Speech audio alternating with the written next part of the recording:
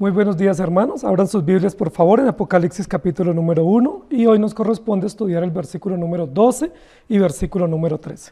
Continuamos con nuestra serie sobre el libro de Apocalipsis en el capítulo primero bajo el eslogan Jesucristo, Cordero Vencedor. Jesucristo es el Cordero Vencedor, su testimonio, su enseñanza se está haciendo evidente, conocida a través de las iglesias y en esta visión apocalíptica que recibe el apóstol Juan. Capítulo 1, versículos 12 y 13. Dice de la siguiente manera: Y me volví para ver la voz que hablaba conmigo, y vuelto vi 7 candeleros de oro, y en medio de los 7 candeleros a uno semejante al Hijo del Hombre, vestido de una ropa que llegaba hasta los pies y ceñido por el pecho con un cinto de oro. En esta oportunidad nosotros continuamos estudiando la visión que el apóstol Juan recibe de parte de Dios, y que está siendo una visión supremamente interesante y nos comienza a describir el carácter de quien está hablando a espaldas de él. En los domingos anteriores nosotros nos dimos cuenta que Dios llama a Juan, que está en el día del Señor, y Juan escucha una gran voz.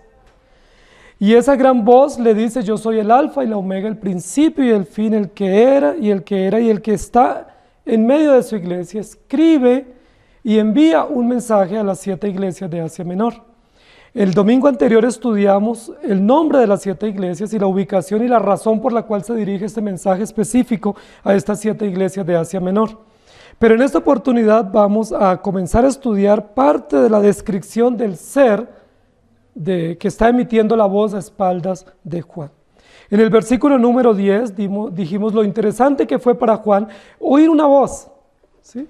Una voz como de trompeta, una voz poderosa, una voz llamativa, de urgencia, que le llamaba y le convocaba para atender a lo que se estaba diciendo.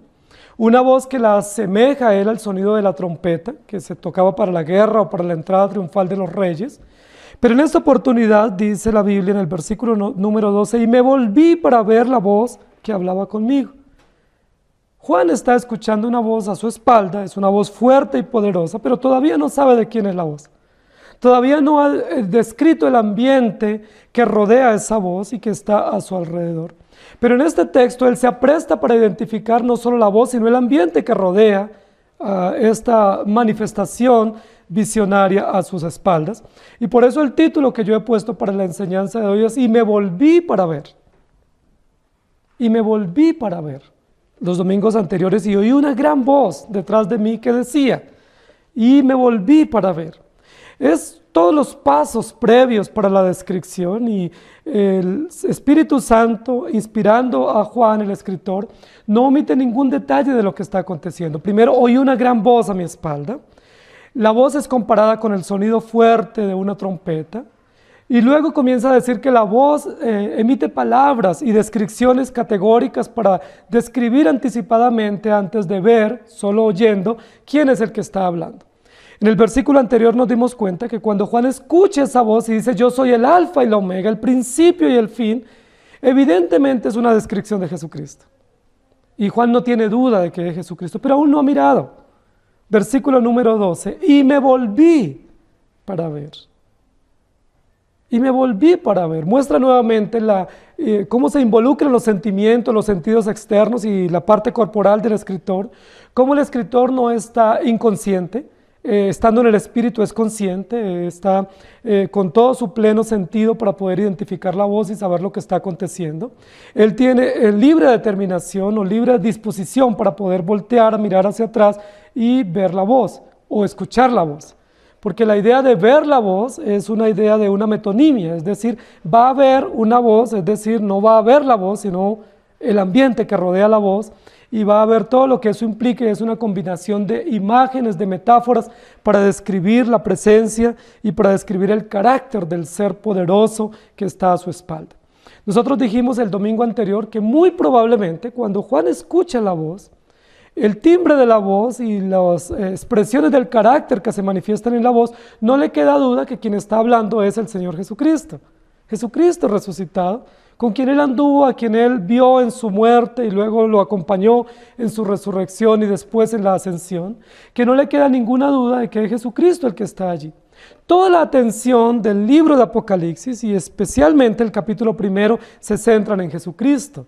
Y al escuchar la voz del que hablaba, evidentemente de Jesucristo, pero aún así él dice, y me volví para ver.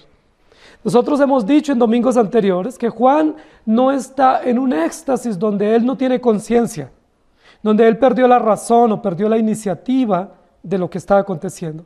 Estamos diciendo que Juan está plenamente consciente de lo que está aconteciendo. Está plenamente lúcido en todo su pensamiento, en su razón, en su entendimiento, en sus sentidos externos. Porque muchas personas dicen es que cuando me posee el Espíritu yo pierdo la conciencia. Es que cuando el Espíritu Santo me toma yo no sé qué aconteció más después.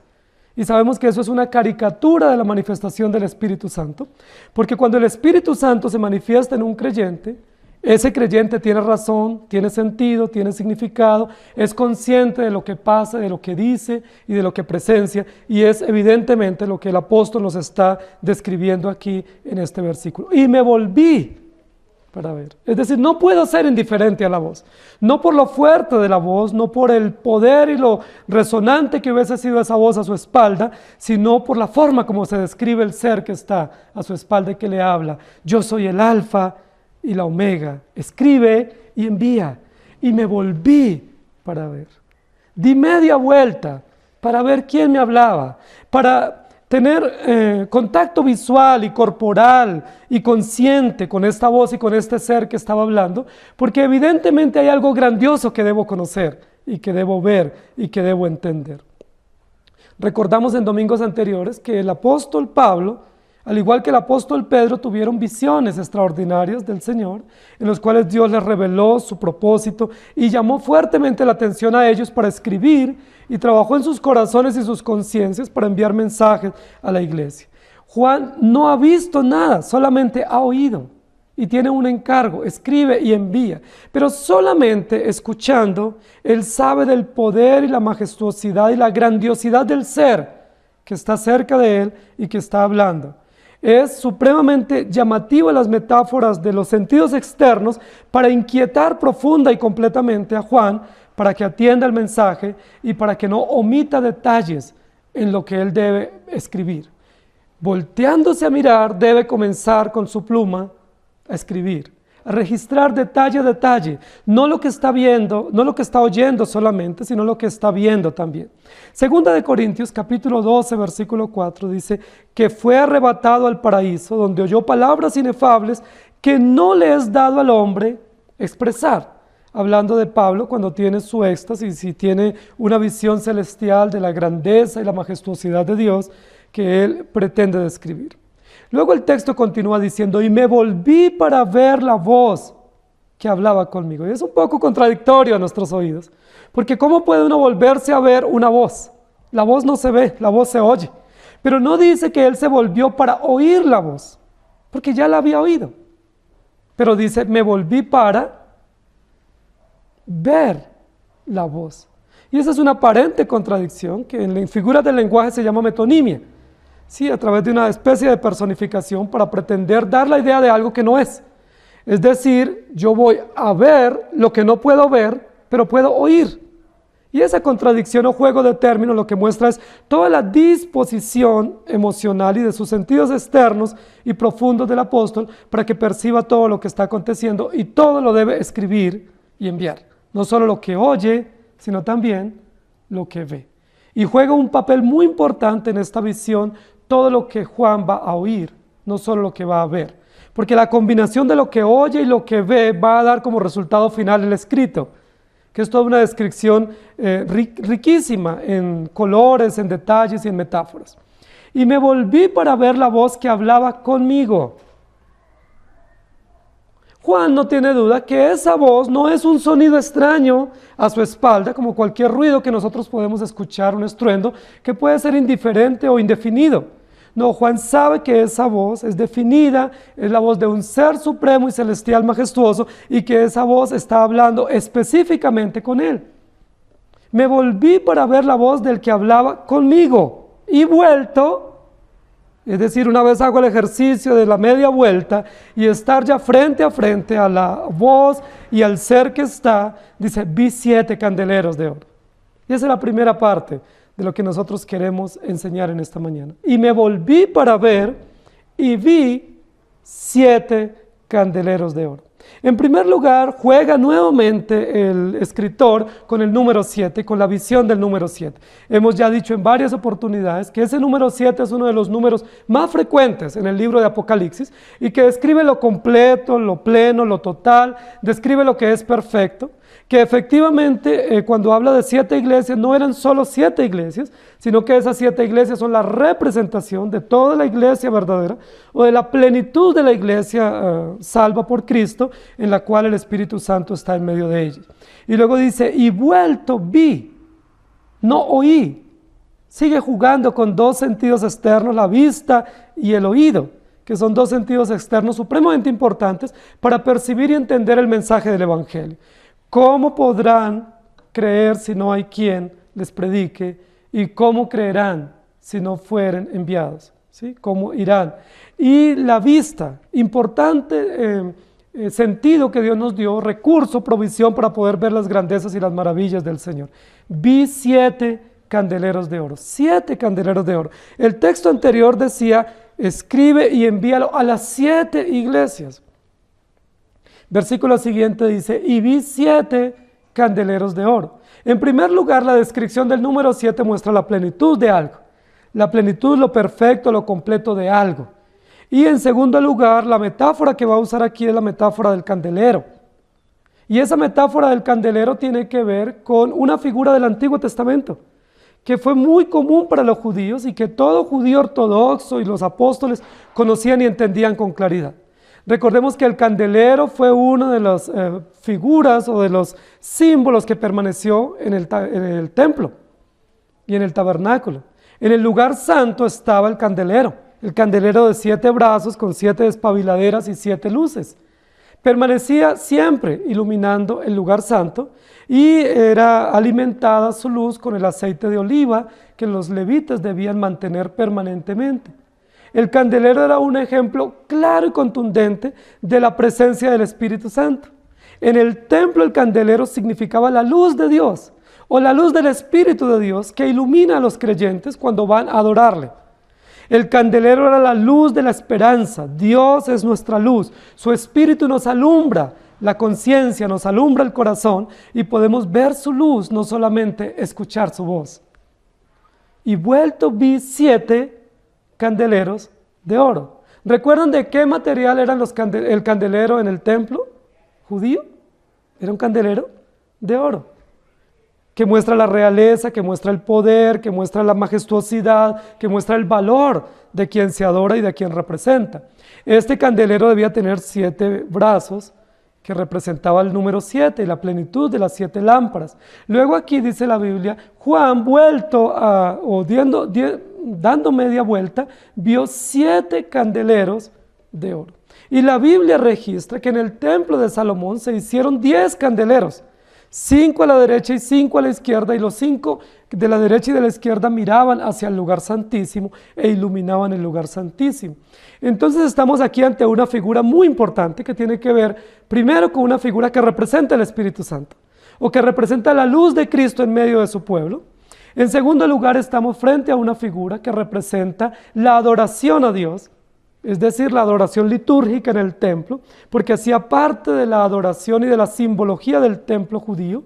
Y estamos en tercer lugar ante una figura que muestra una aplicación implícita de la pastoral nuestra, y es, si Dios está en medio nuestro, dándonos su luz, ¿qué debemos hacer como iglesia? Ser luz en medio de las tinieblas. Si Él es nuestra luz, y Él es una luz plena y absoluta y perfecta, que está representada a través de estos candeleros de la realeza o del poder de la majestuosidad del oro, pues nosotros vivimos en medio de la luz y somos llamados a reflejar y a representar esa luz. Y me volví para ver y vi 7 candeleros de oro. Queridos hermanos, lo que está comenzando a presenciar el apóstol Juan es estupendamente maravilloso. Es extraordinariamente grandioso. Primero escucha una voz poderosa y potente. Luego voltea, escucha esa voz y esa voz dice una descripción categórica del carácter de nuestro Salvador glorificado y es: yo soy el todo de la historia. Yo soy el principio y el fin, yo soy el que tengo la última palabra en todo, yo soy el que gobierno todas las cosas. Luego recibe un encargo categórico: escribe y envía para que todos conozcan lo que tú has visto y lo que Dios da a la iglesia. Y en este momento voltea a ver y no ve la voz, no oye la voz por un segundo, pero presencia un momento extraordinario, 7 candeleros de oro, que posiblemente para la retina del apóstol Juan evocan la adoración del templo en Jerusalén, que probablemente evocan la liturgia al Dios resucitado, que muy probablemente le recuerdan la presencia del Espíritu Santo en el corazón del creyente y en el seno de la iglesia, y que con toda seguridad le invitan a presenciar esa escena maravillosa de lo que va a continuar. Es decir, es una escena llena de luz, llena de colorido, llena de espectáculo, llena de majestuosidad, de valor, de simbología histórica, de simbología litúrgica que representa al que ha sido descrito a través de la voz poderosa, el principio y el último, el alfa y la omega. Y vuelto vi 7 candeleros de oro. Luego más adelante, en el versículo número 1 del capítulo 2, dice: escribe el ángel de la iglesia en Éfeso, el que tiene las 7 estrellas en su diestra y el que anda en medio de los 7 candeleros de oro, dice esto. En esta segunda oportunidad, en el capítulo 2, versículo 1, se da otra figura metafórica de la luz, y son las estrellas, ¿sí? Y se une la figura de las 7 estrellas, o la metáfora de las 7 estrellas, con la metáfora de los 7 candeleros de oro, y esas dos metáforas representan a los creyentes, mostrándonos cómo esas dos metáforas son metáforas de la luz. Queridos hermanos, la metáfora de la luz en la Biblia es muy importante. Es el ejemplo de brillar, de reflejar, de iluminar, de no estar en tinieblas, de no estar en la oscuridad, de no estar en el caos y en el temor, sino a la luz. Jesucristo, cuando estuvo en la tierra, dijo: yo soy la luz. Y en los versos anteriores, en el número 11, dice: yo soy el alfa y la omega, pero en el versículo 12 dice: yo soy el que estoy en medio de la luz, o de los 7 candeleros. Ese ejemplo de la luz, de la importancia de la luz, de la autoría de la luz, del rol que cumple la luz en el desarrollo del plan de la redención y en la vida nuestra como iglesia es muy importante. Porque en primer lugar nos muestra el carácter de nuestro Redentor. El carácter del Redentor es ser luz. Él es la luz. Él no tiene la luz, Él no la posee, Él no nos indica quién la tiene. Él es la luz en sí misma, en esencia. Pero en segundo lugar, como valor agregado, nos muestra que siendo que Él es la luz y nosotros somos sus hijos, como iglesia somos un cuerpo de luz. No tenemos luz propia, no irradiamos con luz propia, pero somos un vivo reflejo de la luz perfecta que viene de Dios, que nos ilumina por su palabra y por su precioso Espíritu. De ahí que Jesucristo nos dijo: vosotros sois la luz del mundo. Y fueron puestos, o fuimos puestos, para iluminar a un mundo en tinieblas, a un mundo en caos, y darles esperanza, tomando todas estas metáforas del Antiguo Testamento. Éxodo capítulo 25, versículos 31 al 37 dice así: harás además un candelero de oro puro, labrado a martillo. Se hará el candelero, su pie, su caña, sus copas, sus manzanas y sus flores serán de lo mismo. Y saldrán 6 brazos de sus lados, 3 brazos del candelero a un lado y 3 brazos al otro lado. 3 copas en forma de flor de almendro en un brazo, una manzana y una flor, y 3 copas en forma de flor de almendro en otro brazo. Una manzana y una flor, así en los 6 brazos que salen del candelero. Y en la caña central del candelero, 4 copas en forma de flor de almendro, sus manzanas y sus flores. Habrá una manzana debajo de 2 brazos del mismo, otra manzana debajo de otros 2 brazos del mismo, y otra manzana debajo de los otros 2 brazos del mismo. Así para los 6 brazos que salen del candelero. Sus manzanas y sus brazos serán de una pieza, todo ello una pieza labrada a martillo de oro puro, y le harás 7 lamparillas, las cuales encenderás para que alumbren hacia adelante, permanentemente. Yo les decía la semana pasada que algunos eruditos relacionan el orden de las 7 iglesias del versículo número 11 del capítulo 1 de Apocalipsis con la posición de los brazos del candelero. Y posiblemente lo usan porque en el versículo siguiente ya se toma ese ejemplo del candelero y las 7 lámparas que básicamente representarían también las 7 iglesias. Primera de Reyes 7:49 dice: 5 candeleros de oro purísimo a la mano derecha y los otros 5 a la izquierda, frente al lugar santísimo, con las flores, las lámparas y tenazas de oro. Y me volví para ver, y vuelto para ver, vi 7 candeleros. Y me dijo: ¿qué ves?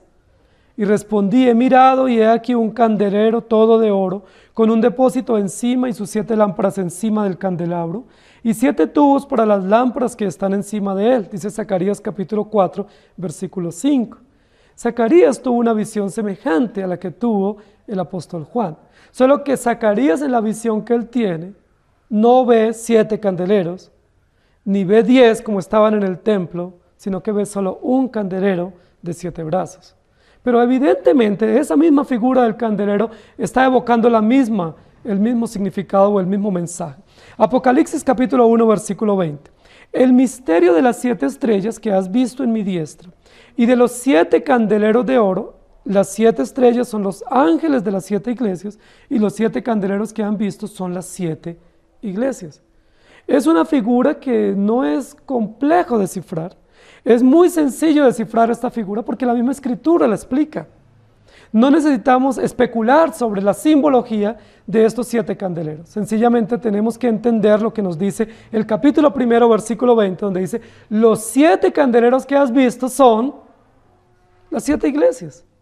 Es decir, es la representación de toda la iglesia verdadera, de la plenitud o la perfecta iglesia de Jesucristo, mostrada o simbolizada a través de estas 7 iglesias locales. En Isaías 49:6 dice: poco es para mí que tú seas mi siervo para levantar las tribus de Jacob y para que restaures al remanente de Israel. También te di por luz de las naciones, para que seas mi salvación hasta lo postrero de la tierra. ¿Para qué puso Dios a sus profetas, a su iglesia? Para hacer luz a las naciones. Y luego en Mateo 5, 14 al 16, el texto que estaba refiriendo anteriormente: vosotros sois la luz del mundo. Una ciudad asentada sobre un monte no se puede esconder, ni se enciende una luz y se pone debajo de un almud, sino sobre el candelero, y alumbra a todos los que están en casa. Así alumbre vuestra luz delante de los hombres, para que vean vuestras buenas obras y glorifiquen a vuestro Padre que está en los cielos. Vosotros sois la luz del mundo. Estos 7 candeleros no representan 7 iglesias de Asia Menor. Estos 7 candeleros representan la iglesia del Señor Jesucristo. Es decir, nos representan a nosotros. Es decir, nos representan a nosotros como creyentes. Nosotros somos esos candeleros puestos en el lugar propicio para que iluminemos con la luz que viene de Dios y que nos viene por la palabra y por el Espíritu de Dios. Filipenses 2:15 dice: para que seáis irreprensibles y sencillos, hijos de Dios sin mancha, en medio de una generación maligna y perversa, en medio de la cual resplandecéis como luminares o como antorchas o como candeleros o como luces en un mundo perverso. Marcos 4, versículo 21, también les dijo: ¿acaso se trae la luz para ponerla debajo de un almud o debajo de la cama? ¿No es para ponerla en el candelero?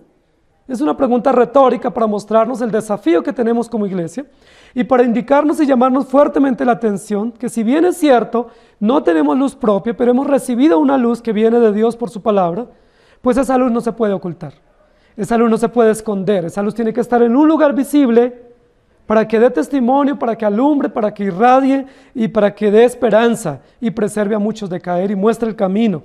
Pero también la luz de Cristo nos muestra nuestras imperfecciones y nos muestra los necesitados que somos de Él y cuánto debemos ser santificados por su palabra. Y me volví para ver. ¿Qué era lo que quería ver Juan? La voz, pero la voz no se puede ver. Pero él, no viendo la voz, al volverse, ve 7 candeleros de oro. Es decir, la voz anterior se silencia y se abre un espectáculo de vista extraordinario a los ojos del apóstol Juan, que evoca todo el sistema de la adoración judía, que evoca toda la liturgia del Antiguo Testamento, pero que evoca también la luz del Evangelio en medio de su pueblo. Es decir, Juan, no estamos en la soledad o en la oscuridad, no estamos en las tinieblas, no estamos a la deriva, estamos en medio de la luz. No estamos perdidos en el desierto a medianoche o en alta mar, estamos en medio de la luz, y si hay luz hay esperanza. Y si hay luz hay sentido, hay razón, hay relación, hay calor, hay oportunidad. Y lo que Juan comienza a presenciar es extraordinariamente maravilloso para el momento de angustia que estaba pasando él y que pasaba su pueblo, que pasaban las iglesias. Las iglesias estaban siendo perseguidas, estaban siendo muertos muchos, exiliados, torturados, otros puestos en prisión, muchos estaban siendo desaparecidos de manera injusta simplemente por la persecución del imperio, del culto imperial. Pero Juan, cuando voltea en su visión, lo primero que ve es 7 candeleros de oro. Yo no me imagino el impacto que tiene eso para la retina del apóstol y también para su corazón, para sus emociones, porque no presencia una historia lúgubre, una escena triste, caótica, no presencia una historia decadente o una escena opaca, sino que presencia una escena llena de luz, resplandeciente, diáfana, extraordinariamente bella, clara, evidente, de tal manera que no hay sombra de duda que todo lo que él va a describir no fue producto de su imaginación, no fue producto de una percepción que él tuvo, sino fue producto de una revelación grandiosa del Espíritu Santo, porque con claridad, con lujo de detalles, pudo percibir cada uno de los momentos y de los colores y las descripciones que se dan. En segundo lugar, y me volví para ver al que hablaba conmigo, y vuelto vi 7 candeleros de oro, y en medio de los 7 candeleros a uno semejante al Hijo del Hombre.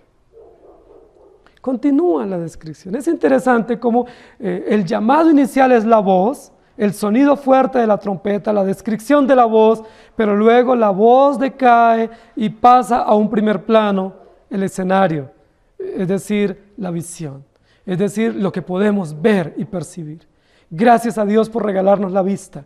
Gracias a Dios porque la Biblia dice que Dios dio la vista al hombre para que pudiera percibir las grandezas de la creación y que para que pudiera describir la grandeza y la majestuosidad del ser que va a ser descrito en este momento y de todo el entorno que lo rodea en medio del cual él se pasea. Y vuelto vi 7 candeleros de oro, y en medio de los 7 candeleros a uno semejante al Hijo del Hombre. Qué cosa tan extraordinaria, querida iglesia. Y vi en medio de los 7 candeleros a uno. No dice lo vi al lado, o lo vi encima, o lo vi distante observando. No, el ser que vio no estaba indiferente a la realidad de estos 7 candeleros y estas 7 luces individuales. El ser que él vio y que percibe y que logra identificar con claridad no está lejano, distante, de espaldas, indiferente, sino que está en medio, o como dice otro texto, se pasea, o camina en medio de, o está en medio de, es decir, tiene el cuidado, tiene el control. Es decir, ¿quién le da luz a esos 7 candeleros que no pueden iluminar por luz propia? La razón de su luz, la razón de su presencia en ese lugar es el ser que está en medio paseándose, que le da la razón de ser, el sentido y el significado, que les ilumina y les da gracia y sentido para continuar. Y eso es extraordinariamente hermoso y es una aplicación pastoral extraordinaria. Nosotros como iglesia somos un candelero. Estamos en un lugar donde Dios nos puso, en la ciudad, en el país, en el mundo. Y en ese lugar donde Dios nos puso porque es el lugar preciso donde Él quiere que estemos. Pero la Biblia dice que lo más importante no es estar en un lugar y tener una luz. Lo más importante es que hay alguien que está en medio y que se pasea y que camina y que se relaciona permanente y constantemente con esos 7 candeleros de manera individual, dándoles sentido y dándoles gracia y mostrando su bondad y su misericordia. Y vuelto, vi que en medio de los 7 candeleros había uno semejante. Yo no me imagino a Juan viendo esa visión. No me imagino si saltaba de alegría, si temblaba, si estaba ansioso, quizás expectante, sus ojos perplejos, bien abiertos para no perderse ningún detalle, con toda su atención presta y dispuesta para percibir y atender, para escribir todo lo que él está viendo en esta visión. Pero él logra ver 7 candeleros y luego posiblemente su vista se fija un poco más a lo que está sucediendo al interior de esta escena maravillosa de luz. Y en medio de esa escena de luz ve a uno que se pasea en medio de los candeleros. Y ese ser que se pasea en medio de los candeleros, él lo identifica inicialmente como semejante al Hijo del Hombre. Nuevamente usa la metáfora que usó en el versículo número 10. Una voz como de trompeta, el símil, la comparación. No es trompeta, pero es una voz similar. O es una voz potente y urgente que convoca, como cuando la trompeta sonaba para convocar a la posesión de un rey o a la entrada triunfal de un rey o a la celebración de una victoria. En esta oportunidad él no dice, yo vi a uno y era el Hijo del Hombre. No se atreve el apóstol Juan, pero dice, vi a uno semejante, o usando el símil anterior, a uno como el Hijo del Hombre. Queridos hermanos, lo que Juan comienza a presenciar, la cercanía de las imágenes, la riqueza de todas las imágenes y el colorido que le está viendo, es profundamente llamativo y extraordinario. Primero ve 7 luces y no las ve por separadas, cada una por su lugar. Las ve unidas allí, las ve organizadas, las ve estructuradas, no las ve apagadas o extinguiéndose, las ve iluminando. Es una escena de luz extraordinaria, una escena de orden, una escena de culto, de adoración, de reconocimiento. Pero luego en medio de esa escena de luz presencia a uno. Y ya nos damos cuenta que no es una voz de trompeta, es la voz de un ser. Es la voz de una persona, similar a la de trompeta, pero no es una cosa que suena, es un ser que habla, es una persona que se pasea. No es la imagen de 7 candeleros, es decir, de 7 cosas que iluminan. Es la imagen de un ser soberano, majestuoso, poderoso, extraordinario, que se pasea en medio de las luces que simbólicamente representan a la iglesia del Señor Jesucristo. Y ese ser es semejante, es parecido, es cercano, casi idéntico al Hijo del Hombre. Ahora, para Juan no debe ser difícil esta descripción, porque Juan fue el amigo más cercano que Jesús tuvo acá en la tierra.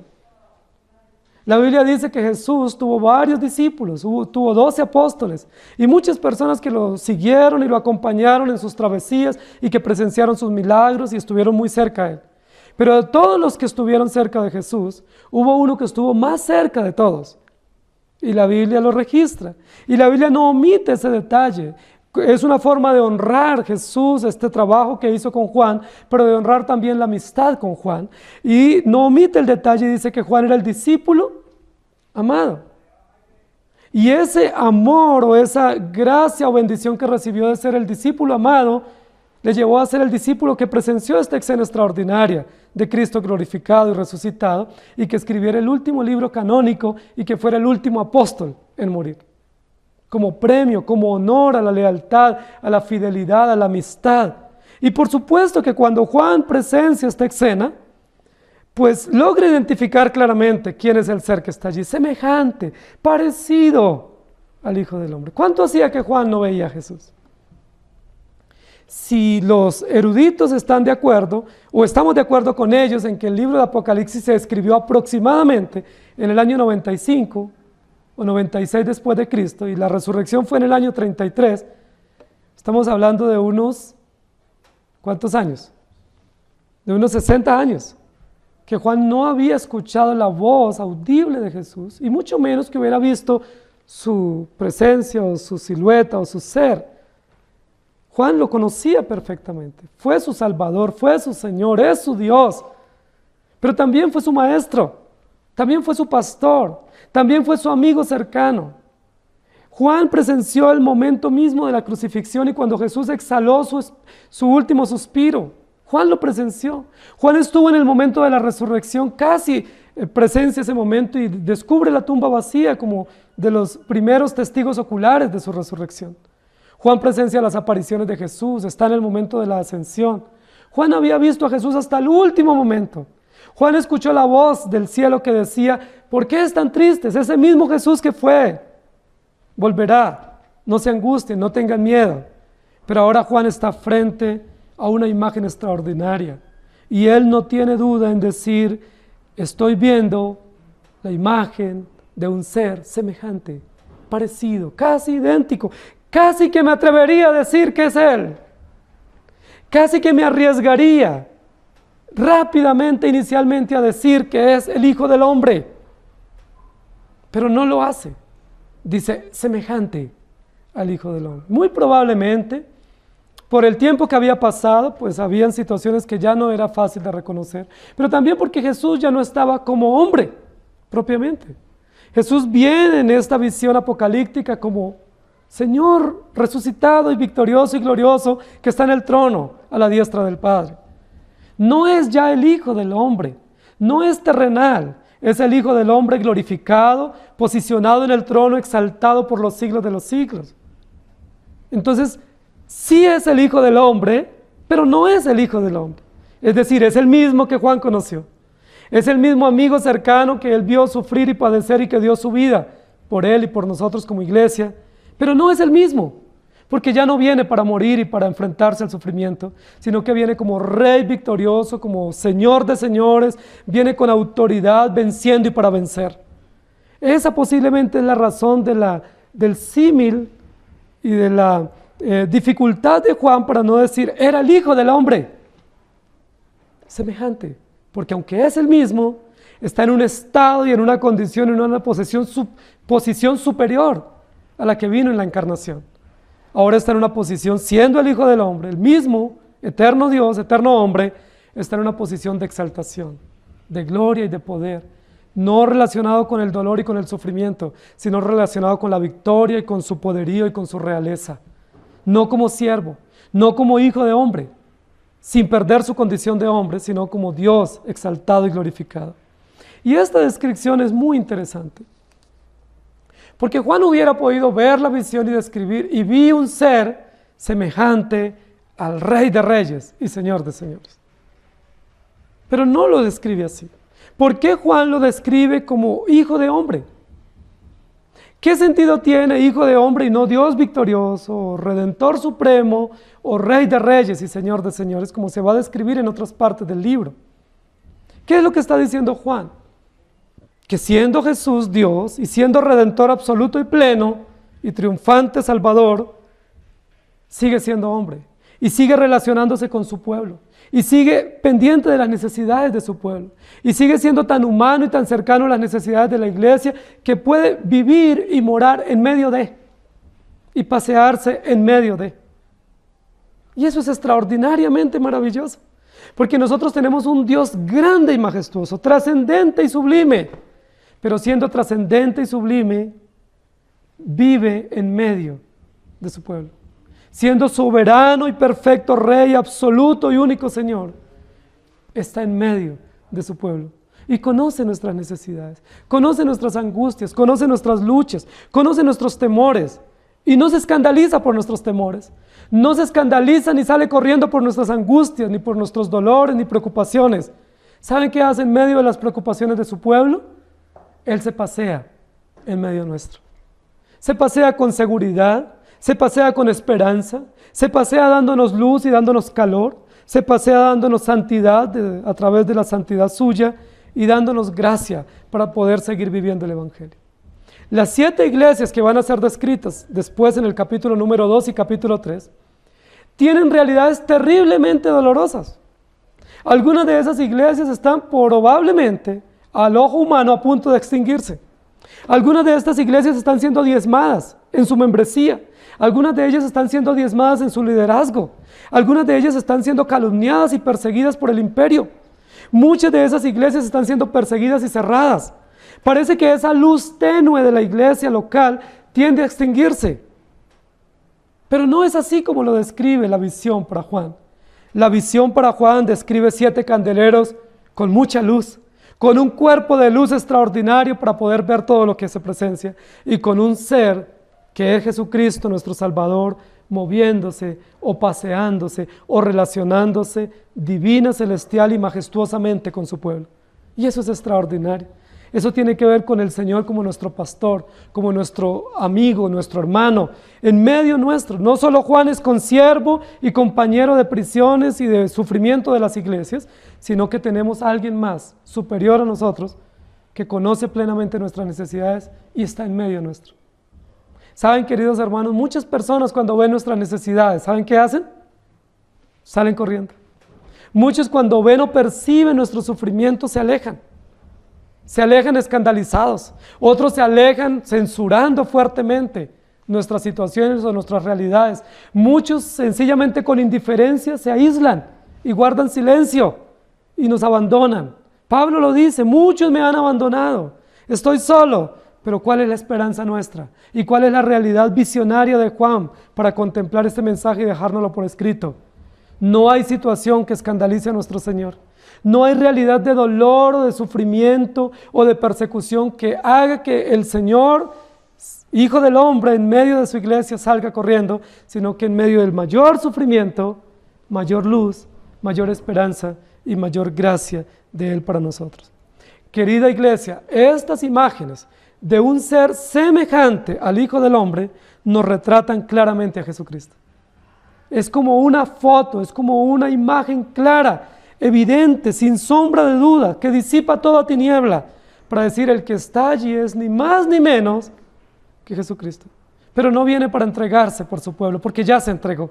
Está como rey victorioso, como cordero vencedor que se pasea victoriosamente en medio de su iglesia. Juan tuvo esa misma visión que tuvo el profeta Daniel del Hijo del Hombre y del Hijo del Hombre con victoria en medio nuestro. El evangelista Lucas, en el escrito que hace del Nuevo Testamento, en su relato del Evangelio, él habla sobre Jesucristo como Hijo del Hombre, para mostrar la cercanía y la relación cerca y pronta que tiene Dios con su pueblo. Pero luego ahora Juan habla del Hijo del Hombre. Nunca más desde la ascensión habíamos escuchado esta mención a Jesucristo. Es una mención muy nueva, que pareciera que históricamente ya ha pasado, porque ya Jesucristo está en el cielo. Pero pese a que Él está en el cielo, su condición de hombre le acompaña, pero de hombre glorificado y victorioso, verdadero Dios, verdadero hombre por los siglos de los siglos. Levíticos 26, 11 y 12 dice: y pondré mi morada en medio de vosotros, y mi alma no os abominará, y andaré entre vosotros, y yo seré vuestro Dios, y vosotros seréis mi pueblo. Este es uno de los textos más extraordinarios que define la relación pactual de Dios con su pueblo. Este es uno de los textos pactuales. Él es nuestro Dios, vosotros sois mi pueblo, y yo estaré en medio de ustedes siempre. Relación pactual. ¿Qué es lo que está aconteciendo en esta descripción? ¿Cómo se abre la escena? ¿Cómo se corre el telón para comenzar a ver la obra? Con una manifestación de visión, de luz, que refleja la relación pactual de Dios con su pueblo. Los 7 candeleros y Dios en medio de los 7 candeleros. ¿Se acuerdan cómo se celebraban los pactos antiguos?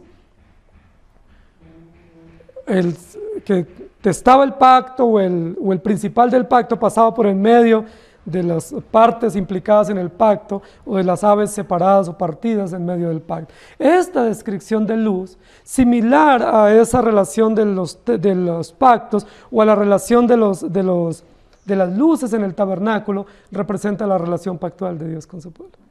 ¿Hasta cuándo Dios estará con su pueblo? ¿Hasta cuándo Dios protegerá y consolará y defenderá a su pueblo, redimido por gracia? ¿Hasta cuándo su luz y su gracia y su diáfana presencia nos iluminará? No hay sufrimiento, no hay dolor, no hay fracaso que haga que Dios cambie de opinión con relación a su determinación, a su carácter. Levíticos 26 dice que Dios prometió desde la eternidad por decreto ser Dios de su pueblo y estar en medio de su pueblo y pasearse siempre en medio de nosotros. ¿Pueden ver a Dios paseándose en medio de sus vidas? ¿Pueden ver a Dios y su gracia y su luz paseándose en medio de la iglesia, en medio de sus familias y cuidándoles y preservándoles? ¿Pueden ver su luz calentándoles, dándoles abrigo, pero dándoles esperanza y guía para seguir adelante en medio de los sinsabores de la vida? Por supuesto que sí, como Juan. Mateo 28:20, enseñándoles que guarden todas las cosas que os he mandado, y he aquí yo estoy con vosotros todos los días hasta el fin del mundo. Relación pactual. Dios de pacto en medio de su pueblo. Hebreos 4:15, porque no tenemos un sumo sacerdote que no pueda compadecerse de nuestras debilidades, sino uno que fue tentado en todo según nuestra semejanza, pero sin pecado. La relación del tabernáculo tiene una implicación sacerdotal. Los que entraban y oficiaban en el tabernáculo, los que entraban al lugar santísimo a donde apuntaban las luces de los candeleros, eran los sumos sacerdotes. Los que oficiaban eran los sacerdotes.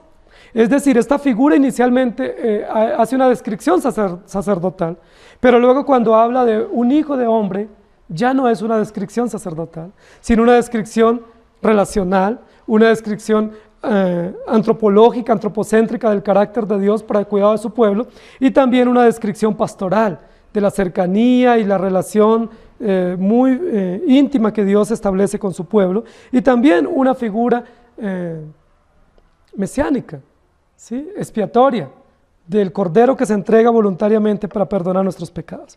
Apocalipsis capítulo 2, versículo 1. Escriba al ángel de la iglesia en Éfeso, el que tiene las 7 estrellas en su diestra, el que anda en medio de los 7 candeleros de oro, dice esto. Y luego Apocalipsis 14, 14. Miré aquí una nube blanca, y sobre la nube uno sentado semejante al Hijo del Hombre, que tenía en la cabeza una corona de oro y en la mano una hoz aguda. Luego en Juan capítulo 8, 12 dice, otra vez Jesús les habló diciendo, yo soy la luz del mundo, el que me sigue no andará en tinieblas, sino que tendrá la luz de la vida. Recuerda, por tanto, dice Apocalipsis 2:5, de dónde has caído y arrepiéntete, y haz las primeras obras, pues si no, vendré pronto a ti y quitaré tu candelero de su lugar si no te hubieres arrepentido. Y luego el profeta Daniel 7, 13 y 14 dice, miraba yo en la visión de la noche, y he aquí con las nubes del cielo venía uno como un hijo de hombre, que vino hasta el anciano de días y le hicieron acercarse delante de él, y le fue dado dominio, gloria y reino, para que todos los pueblos, naciones y lenguas le sirvieran. Su dominio es dominio eterno que nunca pasará, y su reino uno que no será destruido. ¿Quién descifra la figura del Hijo del Hombre? Muchísimos años antes, más de 700 años antes, la descifra el profeta Daniel, diciendo, ese Hijo del Hombre es el que tiene dominio absoluto, pleno, y tiene una corona, y ejerce poder, y ejerce reino y majestad, es decir, Jesucristo, el Cordero vencedor. Y me volví para ver, pero vuelto, no vi la voz, sino 7 candeleros de oro, que iluminaban e irradiaban no con luz propia, sino con la luz del ser que estaba en medio de ellos, semejante al Hijo del Hombre, vestido de una ropa que llegaba hasta los pies y ceñido por el pecho con un cinto de oro. Es interesante cómo el lente de esta cámara se va aproximando, de la distancia se va acercando, ¿sí? Y se hace una aproximación en el lente para describir ya no solo los 7 candeleros, que era la visión amplia, luego el ser que está caminando en medio, que era un poco semejante, ¿cierto? No tan definido al rostro y a los ojos del escritor, pero luego cuando se acerca el lente en esta toma, se percibe aspectos mucho más próximos del carácter y de la vestimenta que tiene este ser semejante al Hijo del Hombre, vestido de una ropa que llegaba hasta los pies y ceñido por el pecho con un cinto de oro. Vestido. Es importante esto, porque muchos de los prisioneros que estaban en este momento, y de los judíos y de los gentiles cristianos conversos de Asia Menor, estaban siendo perseguidos y estaban viviendo como itinerantes. Muchos de ellos estaban sin esa dignidad o sin esa vestimenta adecuada, pero es importante que quien está en medio está vestido. Y es importante, el vestido en la Biblia juega un lugar importante en las descripciones metafóricas del carácter de una persona. El vestido en la Biblia tiene que ver con dignidad, tiene que ver con autoridad, tiene que ver con porte, tiene que ver con clase, tiene que ver con el lugar que ejerce la autoridad que tiene este ser. Y este ser, semejante al Hijo del Hombre, está vestido. ¿Recuerdan cómo vio Juan al Hijo del Hombre en la cruz, el día de la crucifixión? ¿Recuerdan cómo lo vio en esa procesión patética hacia el patíbulo? ¿Recuerdan cómo Juan lo vio? No lo vio vestido. Dice la Biblia que rasgaron sus vestidos, que no estaba en posición de honor y de dignidad, sino en posición de siervo vicario, entregado voluntaria y abnegadamente por nuestros pecados. Probablemente eso retumba a los ojos y a la retina de Juan, porque lo que está presenciando aquí es un ser semejante al Hijo del Hombre, pero con tanta dignidad, con tanto prestigio, con tanta elocuencia y con tanta elegancia en su vestuario, que nunca había visto así al Hijo del Hombre. Es el contraste que él tiene, en la forma como lo había visto anteriormente, sucio, roto, haraposo y sangrante, pero ahora lo ve con dignidad, lo ve paseándose, limpio, sin sufrimiento, sin dolor, sin relación con la muerte, sino relacionado con la victoria y el poder. Lo vi vestido de una ropa que voy a comenzar a describirles y que es maravillosa, que muestra la majestuosidad, la grandeza, la elegancia, el porte de ese Hijo del Hombre.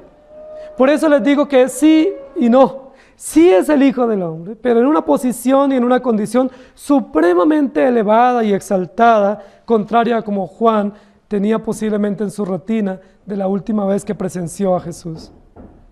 Una ropa que llegaba hasta los pies y ceñido por el pecho con un cinto de oro. Una ropa elegante, ¿sí? Una ropa larga y espléndida, una ropa limpia y resplandeciente y reluciente, ceñido o asegurado su vestido o su túnica por el pecho con un cinto, con un cordel de oro. ¡Qué belleza de vestuario! ¡Qué elegancia de ese ser, Hijo de Hombre, quien está irradiando luz a la iglesia y quien está dando el sentido a esta visión! El centro de esta visión no son los 7 candeleros. El centro de esta visión no es el ser distante que se puede apreciar a primera vista. El centro de esta visión es la toma cercana de aquel que es, será y seguirá siendo el Hijo de Dios y que está presente con poder y con gloria en medio de su iglesia. No es una apología al dolor, no es una apología al sufrimiento, a la miseria, no es una apología a la precariedad, sino es un desafío contundente, aún visual y auditivo y emocional, a la gloria, al honor, a la dignidad, a la elocuencia y a la elegancia que puede tener ese único ser perfecto y poderoso, Jesucristo el Hijo de Dios. Lo vi vestido de una ropa que llegaba hasta los pies. ¿Se acuerdan quiénes se vestían así? Los sacerdotes. Los sacerdotes usaban un vestuario muy elegante y hay unos largos capítulos que describen el vestuario de los sacerdotes, con elegancia, con finura, con mucho detalle y con mucho honor, porque ellos son representantes del Dios Altísimo y del sacerdote por excelencia. Pero muchos teólogos prefieren pensar que la descripción de este ser y su vestuario no se relaciona con una imagen sacerdotal, sino con una imagen real. ¿Saben por qué dicen ellos eso? Y es muy probable que así sea, porque la presencia de Jesús como sacerdote o en su figura vicaria ya se dio. En su primer venida Jesucristo vino como sacerdote, no como rey, como sacerdote, con su vestuario y su postura sacerdotal para ser entregado como cordero al matadero. Jesucristo en su primer venida se entregó voluntaria y graciosamente por su pueblo para perdonarlo de sus pecados. Jesucristo en su primera venida, en su encarnación, se entregó voluntariamente como Hijo de Hombre, pero siendo el Hijo de Hombre, sacerdote, vicario, en su primera venida, ahora se presenta como Rey triunfante y poderoso, como Cordero invencible, el Hijo de Dios, con tal dignidad, que es la dignidad no de un sacerdote que va a oficiar en el templo. Si bien es cierto, hay figuras del templo y de la adoración litúrgica en este texto, se presenta como Rey victorioso. Se presenta con la dignidad del Rey, con la realeza y el poder y el estatus que le da el Rey. Se presenta con un cinto de oro alrededor del pecho. ¿Saben por qué no era un sacerdote? Porque los sacerdotes tenían su cinto en la cintura. Porque venían en posición de servicio, en posición de ayuda, en posición de trabajo y debían asegurar bien su vestido o su túnica a la cintura para poder ejercer la labor que iban a realizar de siervos o de ayudantes o de colaboradores. Pero los reyes se ponían el cinto a la altura del pecho para mostrar su dignidad, su distinción, para mostrar que estaban por encima del pueblo y que ellos merecían toda autoridad y dignidad y que debían ser honrados y reconocidos por su posición o por su distinción social. La Biblia no dice que Jesucristo se presenta como rey, Él es rey eterno, pero las figuras que describen acá y las metáforas de su vestuario, su elegancia, su porte, su autoridad en medio del colorido del escenario, la luz que irradia todo, el oro que le rodea, su vestuario digno y elegante, nos muestra que Jesucristo no está presentándose como un sacerdote. Él no viene para oficiar en el templo, Él ya ofició una vez y para siempre, un sacrificio perfecto y eterno por nuestros pecados. Jesucristo en su primera venida ofició Él mismo su propio sacrificio. Él mismo se puso en el altar del sacrificio y Él mismo ofició el único sacrificio que satisface la ira santa de Dios y su justicia por los pecados de su pueblo. Ya la ira de Dios fue satisfecha, ya el sacrificio vicario y sacerdotal fue hecho. No es necesario dos más. Ahora Jesucristo se presenta similar al Hijo del Hombre, pero con la dignidad de la realeza. Por eso la trompeta previa que advierte su venida irrumpe para mostrarnos: entra el Rey, preparen el cortejo, preparen la entrada triunfal, porque quien viene es un Rey que se pone en el trono, que se sienta para reinar y todo su pueblo expectante le recibe. Y me volví para ver la voz, pero vi un ser lleno de luz, lleno de dignidad, lleno de realeza, lleno de poder, lleno de excelencia y de gloria, semejante al Hijo del Hombre. Yo no sé qué hubiera acontecido con nosotros si pudiésemos ver ese momento. ¿Sí? ¿Qué hubiese acontecido con nosotros? Si hubiéramos quedado paralizados, impávidos frente a esa visión, sorprendidos y maravillados de este espectáculo de visión que describe el carácter de Dios. No es una obra de teatro, es una espectacular visión del carácter de Dios, de la obra consumada y perfecta de Jesucristo y de cómo Él ahora, estando en el trono, está en medio de su pueblo, cuida su iglesia y la preserva. Hechos 23:3.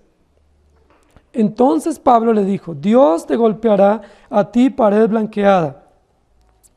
¿Estás tú sentado para juzgarme conforme a la ley? Quebrantando la ley me mandas golpear.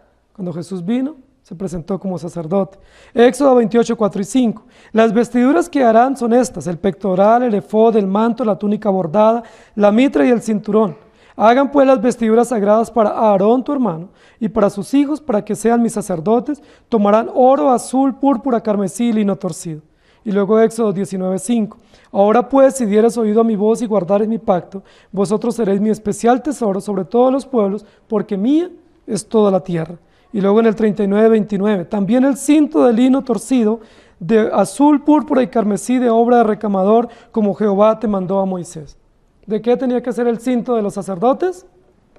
De lino fino. ¿De qué es el cinto de este ser que está en medio de los candeleros? De oro, puesto en el pecho. Dignidad, distinción, diferencia del común. Apocalipsis 1:5. Y de Jehová Jesucristo el testigo fiel, el primogénito de los muertos y el soberano de los reyes de la tierra, al que nos amó y nos lavó de nuestros pecados con su sangre. Y luego en Apocalipsis 5:9. Y cantaban un nuevo cántico diciendo: digno eres de tomar el libro y de abrir sus sellos, porque tú fuiste inmolado y con tu sangre nos has redimido para Dios de todo linaje y lengua y pueblo y nación. Queridos hermanos, este texto es el abreboca de una visión extraordinaria que llegará hasta el capítulo 22 y que cerrará el telón de la historia de la redención, que consumará todas las promesas pactuales que Dios hizo con su pueblo, pero introduce este escenario no mostrándonos la realidad del sufrimiento. Nosotros probablemente, si fuésemos a describir la historia de nuestra iglesia hoy, comenzaríamos describiendo cuánto sufre la iglesia.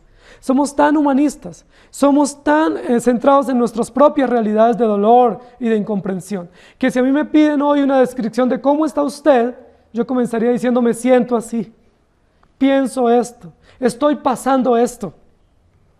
Pero no podría ser una descripción como la que el Espíritu Santo nos hace. La iglesia del primer siglo, o de finales del primer siglo, estaba pasando uno de los peores momentos de persecución. Había tanta sangre que dice la Biblia que la sangre llegaba hasta el freno de los caballos, es decir, alcanzaba 1,5 metros de altura.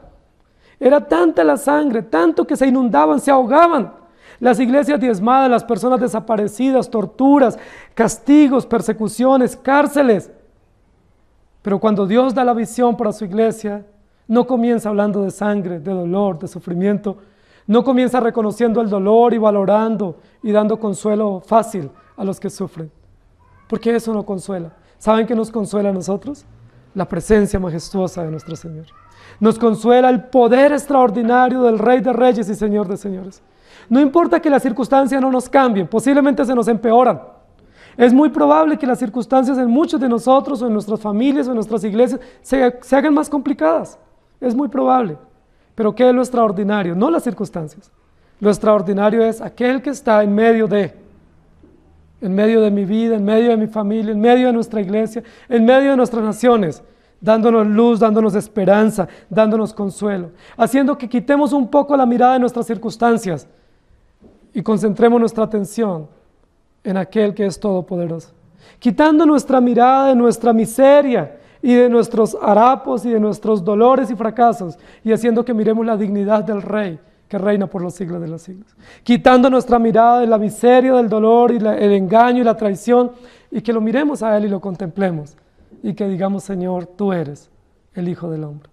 Me volví para ver, y vuelto, no vi nada de lo que quería ver o pretendía ver, pero vi todo aquello que Dios me quería mostrar, y eso es extraordinariamente maravilloso.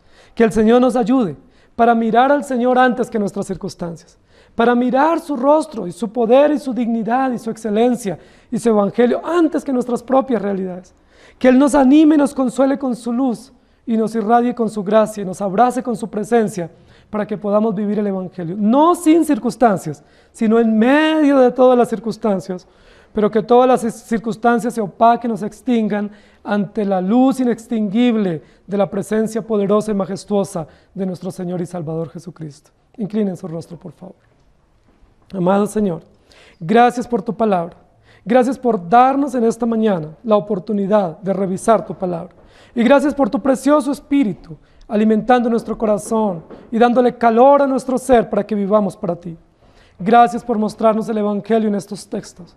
Y gracias por mostrarnos, Señor, que en medio de las peores circunstancias que como personas y como familias y iglesias podamos afrontar, tú indiscutiblemente, fiel y seguramente, te paseas en medio nuestro, con gracia, con amor y con dignidad, para darnos esperanza.